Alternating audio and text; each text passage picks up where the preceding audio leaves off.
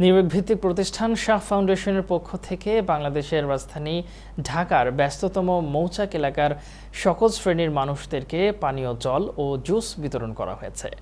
4 মে শনিবার মৌচাক মোড়ের ফরচুন মার্কেটের সামনের খোলা রাস্তায় দায়িত্বরত ট্রাফিক পুলিশ, পরীক্ষার্থী, রিকশা চালক, বাস চালক ও পথচলতি থেকে শুরু করে শ্রমজীবী মানুষের মাঝে পানীয় জল ও জুস বিতরণ করা হয়।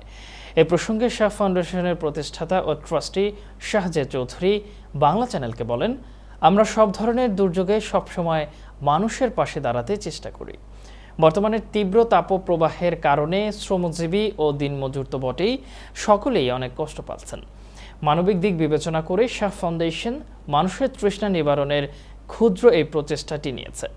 আমরা জানি আমাদের এই প্রচেষ্টা খুবই অপ্রতুল, কিন্তু অল্প কজন মানুষকে কিছুটা প্রশান্তি পেলেই আমাদের এই উদ্যোগটি সার্থক হবে।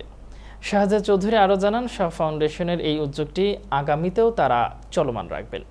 আয়োজনের সার্বিক ব্যবস্থাপনা দায়িত্বে ছিলেন রূপসী বাংলা পত্রিকার নির্বাহী সম্পাদক ও বাংলা চ্যানেলের নিউজরুম এডিটর মুবিন খান।